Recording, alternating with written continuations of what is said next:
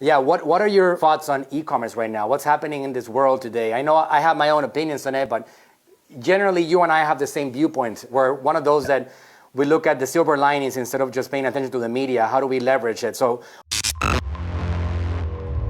I think now, I never thought I would say this. I've never been more excited about the future of Amazon in my life. And that's because of this COVID-19 stuff that happened. It created in 3 months what normally would take a decade of behavioral change, where like there's still vast groups of people that enjoyed the process of jumping in our car, driving to Walgreens, driving to the grocery store, making a half of a day of it on a Saturday to go, physical brick and mortar shopping. But now it's very hard to change mass behaviors very, very quickly. COVID has forced this. So now all these same people, not all, but a vast majority of these same people now got comfortable, that maybe never got comfortable ever before, to behaviorally shift to buying on sites like Amazon, or if you have a Shopify site, they're more likely to buy online. And so what used to become like a hobby, going out and shopping and going through the mall, people have replaced those hobbies with things like, I don't know, hanging out in their backyard now, going hiking.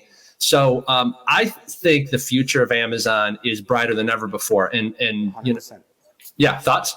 One thing that I realize right now, Ben, I found myself buying stuff. And me as a marketer, entrepreneur, as an e-commerce internet guy, I found myself for the first time ever in the last couple of weeks buying stuff on Amazon and on the internet that I have never even thought about for 1 second. For example, Gillette deodorant.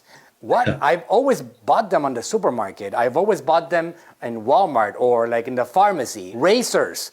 All these things are just transitioning. It's like what I like to explain. It's what's happening right now is just a transfer of wealth. There's still a lot of wealth, but it's being moved into this internet world, and the other ones are struggling. And then the other ones in this particular world, they're seeing a lot of expansion along the way. Would you agree, Ben? I agree. And Amazon is so aware of this. Just a couple days ago, it was leaked that Amazon is currently negotiating with the largest mall operator called Simon Properties Group. So like most of the malls are owned by this publicly traded company called Simon Properties. And so what Amazon, so smart, right? At a time when people don't want to go into commercial real estate, they of course are making their move. Classic contrarian, smart, brilliant Jeff Bezos. And he is currently probably negotiating his ass off to get the Sears that are now vacant and the JCPenney's that are now vacant to create last mile warehousing. So think like, it won't be these vast, super expensive warehouses, but this last mile issue is the final piece of the puzzle for Amazon, because if you're in these city centers, hell, even like Rochester, you can't build a giant warehouse in the city of Rochester. It's too cost prohibitive. Imagine if you're in like Orlando or if you're in Manhattan or LA. It's not happening. So this final mile, last mile issue, where they go from a giant warehouse in a cheap real estate area, and then they ship almost in a real-time basis, not really, but almost real-time basis, and then they do the final mile delivery. This is the final piece of the puzzle, and I predict if they can cut deals like this, Manuel, that they're going to be able to do what JD in China brags about, that they can do 4-hour home delivery. Right. Yeah, it's incredible. It's when you see the economic meltdown that has happened worldwide, which I don't know, Ben, I'll get your thoughts on it, but the stock market collapsed right after COVID hit, and it went all the way down to like some low numbers, right? I think it went all the way from the Dow from 29 to 16 or something like that in a matter of like a couple months. Yeah. But for some strange reason, it's almost up there again, even though we're not operating yet. So it's definitely inflated numbers, but then you have these companies that are like Amazon. Amazon is like what, $1.5 trillion market cap right now? Yeah, something crazy. Incredible. And Apple is like 1.8 or some incredible numbers, but there's this massive transition, and I can see how it's not late in the game, because people might think like you, that you've been around for such a long time in the Amazon world, Ben. I'm sure we hear that a lot. Like it's late in the game to get started, to build your own Amazon brand.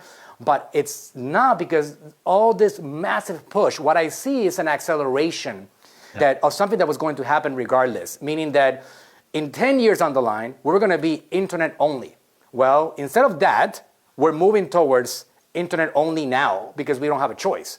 So it's just an acceleration. Have you seen the extensive list? I've been accumulating on my notepads a list of all the companies that are disappearing, companies that we have known for so long. In my case, Chuck E. Cheese. Oh my God, going bankrupt. Whoa. JCPenney, 108-year-old company, bankrupt. The list is like so enormous. Even companies that have been so established, like Nordstrom, closing 16 of their stores. So it's just a transition of money being moved into this internet world. So that's what I see. One thing that you know how I like to talk numbers and give specifics to people, because there's a lot of like naysayers or like the ones that doubt it or like, oh my God, this is all talk. Well, you and I are not like that because we are doers. We actually practice what we preach generally. In our case, you know that I have a natural slim brand. The explosion that we've had with COVID has been unprecedented. And I'll show you something. This is kind of like not supposed super public information. So I'm going to just show it quick because I don't want anybody just looking at the numbers. But check this out.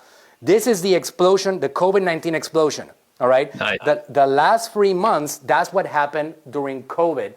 And it's been like not just 10%, 20%. We actually grew 100%. So from selling, I don't know, $1 million a month to $2 million a month. So what we're seeing here is the miracle of us being positioned in this internet world right now. Yeah. Right. It's a big deal what's happening today. Sorry, I just want to wrap up a thought. So my core thesis about Amazon is that there's almost been a reset.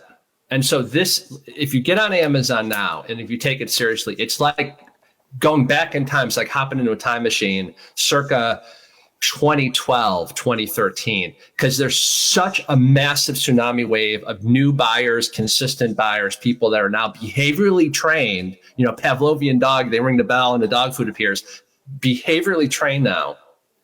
You know, it's tough to change human behavior, right? I mean, and especially ingrained buying behavior, and that's happened. So I highly recommend if you do anything with a physical type product or you want to get into a physical type product, don't be like the person who says, oh, I should have bought Zoom stock when it went public. Well, Zoom stock could be double in 5 years. Or, oh, I should have bought my home 5 years ago. Well, a home could be worth double 5 years from now. So don't get in this illusion of like, oh, I've missed the opportunity. That is bull blank.